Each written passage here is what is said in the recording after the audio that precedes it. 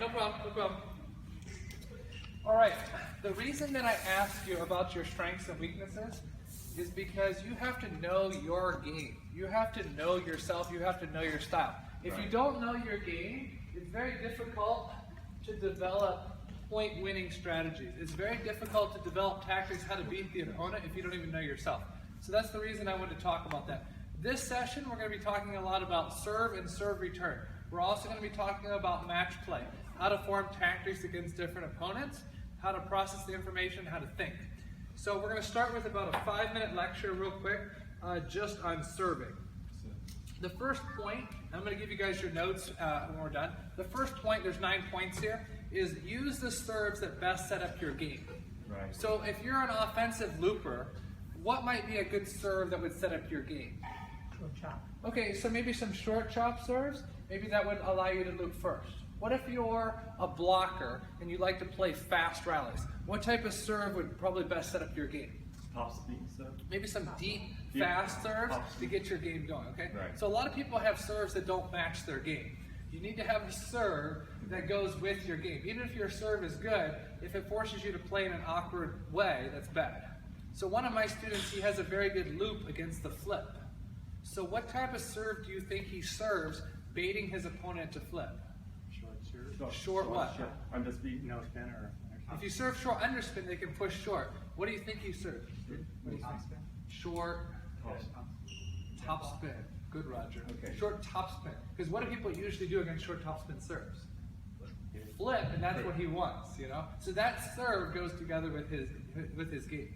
Does that make sense? Makes sense. So when you're thinking about, okay, I need to practice my serves, I need to come here to Paddle Palace on a weekly basis and practice my serves, you have to know which serves to be practicing.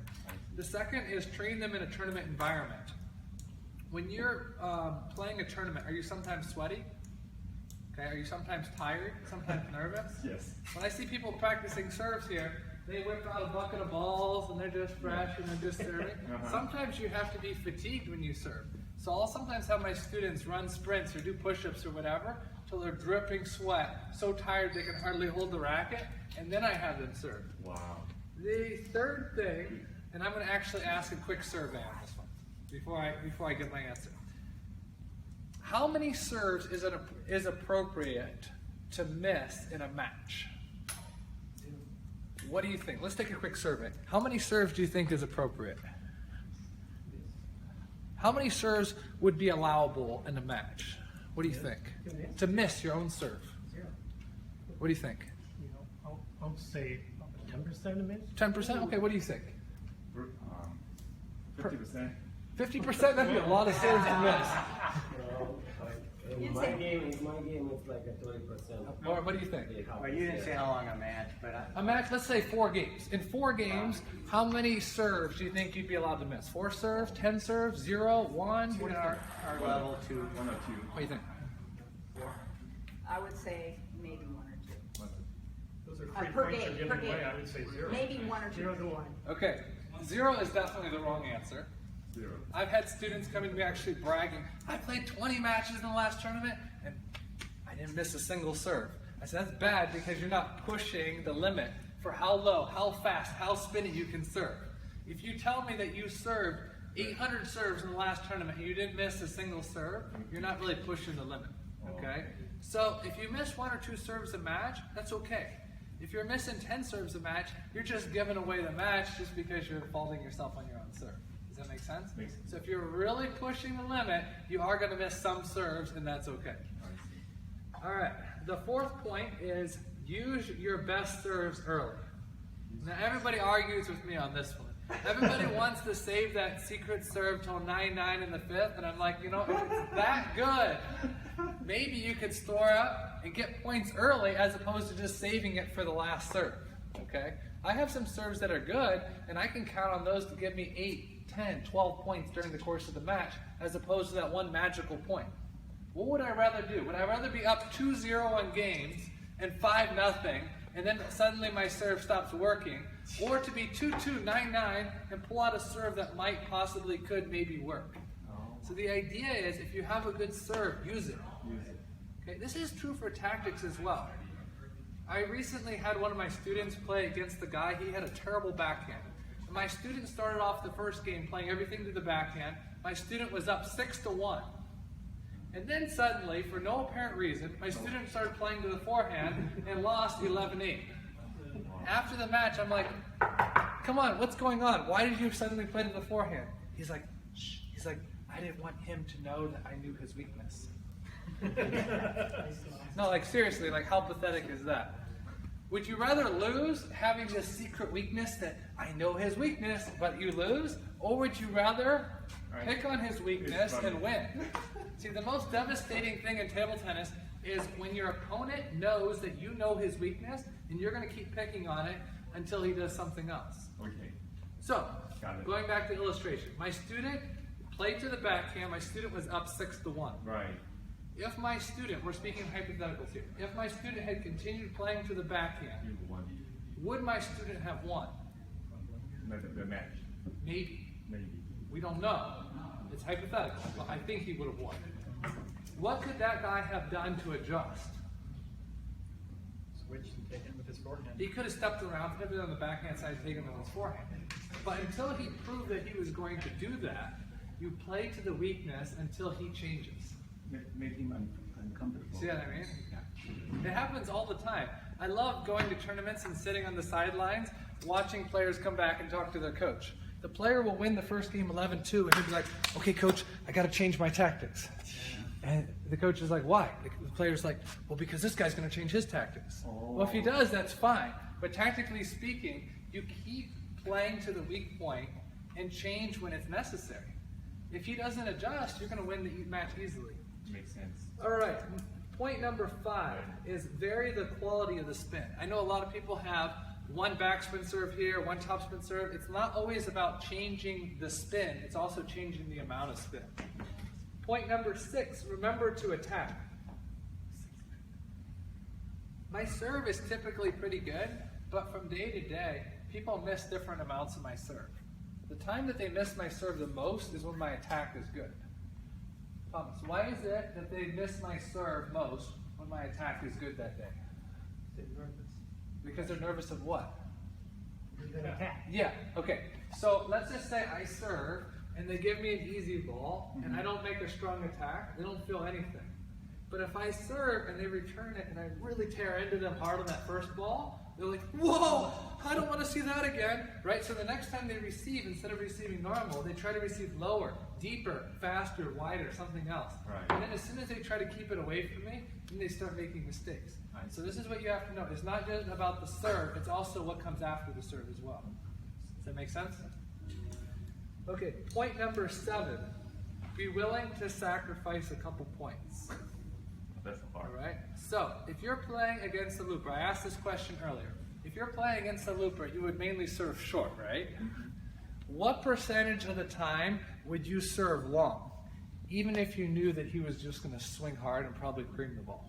What percentage would you serve long against the looper? I'll say 20%. 20% long? 20%. What do you think? 5%. 5%? 10. I might go for 15. Yeah. 5, 10. Okay. My classical answer that you're going to hear on all my clinics is it depends. It all depends. Depends, right? I know. If you're serving short and you're up 6-0 in the first game, there's no reason to serve long. Just keep serving short.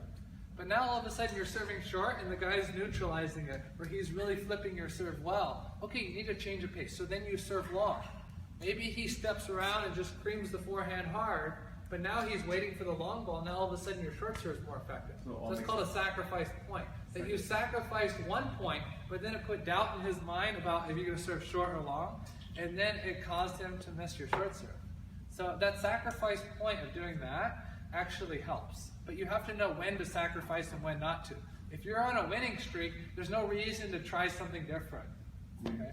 Even my friend Yahao, he's actually an Otaku sponsored player, sponsored by Paddle Palace. He was playing a big match at the US Nationals last year, and I was coaching him. And tactically, he was playing everything correct at the end of the 7th game. And then all of a sudden, he just decided for no reason to change up and do something different. There was no reason for it, and it didn't work. Okay, he lost the match, and afterwards he's like, no. He's like, why did I change? I shouldn't have changed. There was no reason to change. The whole 7th game I was in control, and then I changed tactically, and it didn't work. So if you're up 9-3, the other guy comes back 9-7 or 9-8, you better change something tactically. But if you have momentum, don't be changing too much. The 8th one is train them to perfection. When I see a lot of people practicing serves, they'll practice one of these, one of these, one of these, one of these, one of these, one of these, and one of these, and they just keep kind of rotating through, and they get done with their serves, they're like, man, I improved a lot. It's like, you did each of your serves 5 times, that wasn't really progress. Sometimes you have to literally spend 2 or 3 hours on one serve to really get the feel for it. And then the 9th one is play practice matches. A quick story and then we're done. One of my friends, he has one of the best serves in the US. I went to his club one time and played league, and I said, why don't you serve any of your good serves? He's like, oh, no. He's like, those are tournament serves. Wow. It's like, the point is, if those are tournament serves, are you really developing your serve to your fullest potential? This guy only plays tournaments like twice a year. So how much is his serves really working? See, he thinks of his fellow club members as being his enemies. They're not his enemies. These are the guys that are going to make you better. The players in the tournament, those are the guys that you want to beat. So if you view your main practice partners as your enemies and you want to hide your secret serves or you don't want to show them, your serves are not going to develop. You have to play practice matches and use your best serves in order to develop your best serves. Makes sense. Does that make sense? Okay. Very good point. So we're going to be working on tactics today, but at least you have some understanding as far as what I'm talking about when I mention a few elements of the serve. Now, as far as the actual motion of the serve goes, there's a lot of different motions. I think I told some of you this yesterday. You were asking me about how to disguise the motion. Almost every serve has a semicircular motion. What's the purpose in serving with some side spin? One of the main purposes in serving with side spin is to be able to disguise the backspin and topspin. So, for example, if I just come here and I serve like this, whee! I serve whee! Everybody can know that this is backspin and this one's topspin. It's way too obvious. But if I'm able to serve, let's say, heavy side spin, and then I want to add a little bit of topspin, or if I want to add a little bit of backspin, the serves look quite similar. Okay? So when you're doing a side spin serve, it's very easy to hide the backspin and topspin combination. Okay? So with a semicircular motion, if I served like this, Phil, what spin would it be? What do you think? Depends on, Depends on what? depends Where on where you you hit hit the the ball. ball. Yeah, so if I hit the ball here, what spin is it? That's What if I hit it here? Top Side. Side. If I hit it here, it's top spin. Okay? So these principles apply to all the different serves. But we're just going to be working on 2 basic serves. We're going to be working on the backhand serve and the forehand serve. And I'm going to go from table to table, kind of giving some advice on it. The backhand serve is the same thing. Semicircular motion like this. If I hit the ball here, it's backspin. If I hit the ball here, it's side spin. And then if I hit the ball here, it's topspin. Okay? But before we get started on the serves, I think we need to warm up a little bit. We're going to do serve, return, and then we'll be working more on tactics. So go ahead and grab a practice partner, grab your racket, and then come on out to the table.